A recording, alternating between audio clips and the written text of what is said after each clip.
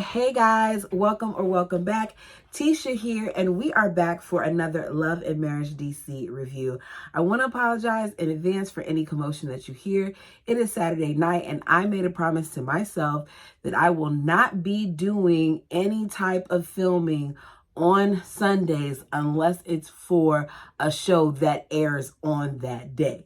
So this is it for me until Monday, and I had to make sure that I get this out. So we continue this episode with the ladies discussing this trip that they're going to be taking Valentine's Day weekend-ish time, I guess, to go skiing. They point out how if Winter and Raina can move on, and I think her name is Cheryl, and Raina can move on, then surely Ashley and Joi can move on as well.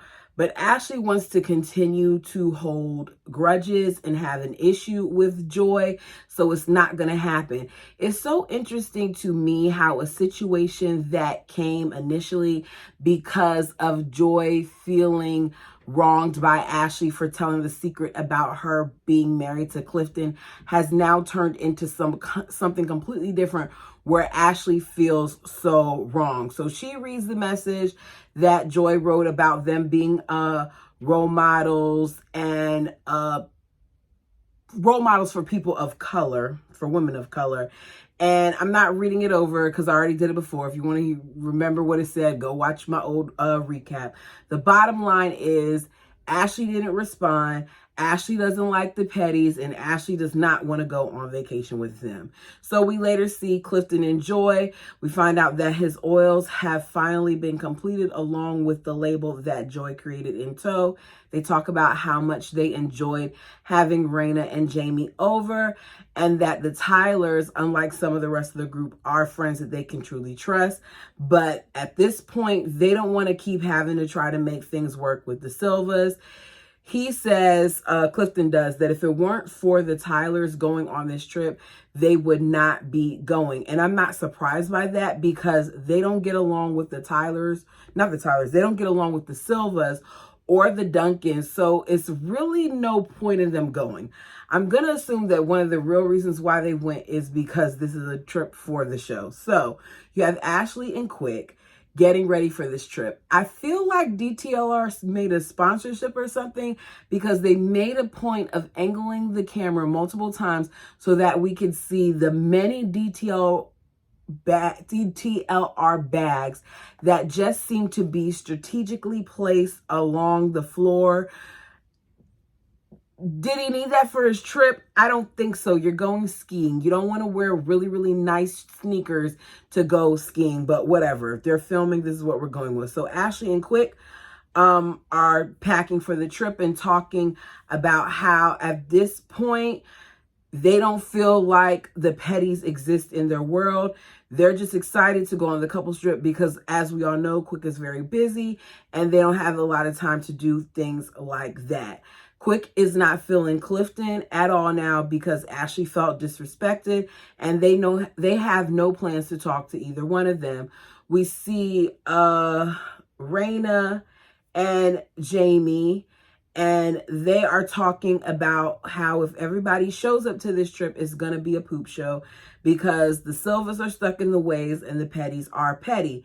Raina then lets Jamie know that Quick didn't like the fact that Jamie didn't step in when Ashley felt like she was being disrespected by Clifton. Neither one of them felt like he needed to, and neither one of them felt like Ashley was being disrespected. I can see how Ashley felt disrespected because at one point Clifton did lead in while speaking to her, but Ashley also was not innocent in things. She got in that man's face and was arguing with him as well. I'm going to leave that alone because me personally, I wouldn't have been in that position in the first place. I'm not going to sit there and argue back and forth with anyone because I know myself and I definitely wouldn't be arguing with a man. Now, according to Jamie, he feels like Ashley did too much and was praising Clifton for not doing anything based on what Ashley did. You see Winter talking on the phone to her man, Yusef, and she's letting him know that Joi called her to tell her that the only way that they would come on the trip is if they had separate accommodations. And I want to know who's paying for these accommodations. And if they needed all of that, why did they have to come on the trip in the first place? So Winter got them a different place to stay, and now she is stressing about the whole situation, but they're going to come on the trip. It's trip time. We see that everybody's going to be leaving from the Tyler's house. This is Winter and Yusef's first Valentine's Day. So he wants to make sure that they have time together, which is understandable. They show up in matching outfits. I'm definitely not a matching outfit type of girl. We can color coordinate, but we do not have to match. All the couples ride together with the exception of Joi and Clifton. Winter lets them know, sorry, I didn't understand what my note said. Winter lets them know that they have a private chef cooking dinner at night, and after that, they can feel free to do whatever they want to do.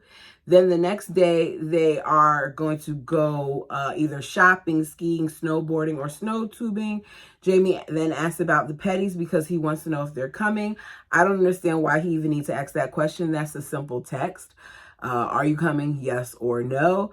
Winter lets them know that they are coming. Raina says, oh, good. Winter says, but they will be staying in a different location than us. Ashley says, oh, good, which lets you know that this is going to be a mess and that these people should never have went on a trip together. They decide to play Truth or Dare. We find out that Quick loves all parts of Ashley, that all the guys like to toss salads. Yusef, on the other hand, got close, but in his words, he couldn't pull the trigger. I don't know why Winter's sitting there talking about, oh, we don't normally talk about this. You know, as Christians, we don't do this. Winter, Christians do talk about their sex life. To me, some of the freakiest people I know love God. So we're not going to sit there and be like, oh my goodness, they're talking about sex. These married folk are talking about how they enjoy one another. Come on. Like, let's be clear. We get to witness Jamie tongue down his wife. Then Raina asks Ashley if is it true that you really don't like the petties? And she says, I don't like Clifton. He's a you-know-what, the B word. Clifton was wrong, but you can't keep calling that man out of his name and think that it's going to be okay. At some point, it's going to come back to him and it's going to cause even more issues. So Ashley says, do you not like the petties? And she's asking Mrs. Duncan this, and she tells her, I don't like the lies and the made up stories. It's been said that my husband is shady. I don't like that.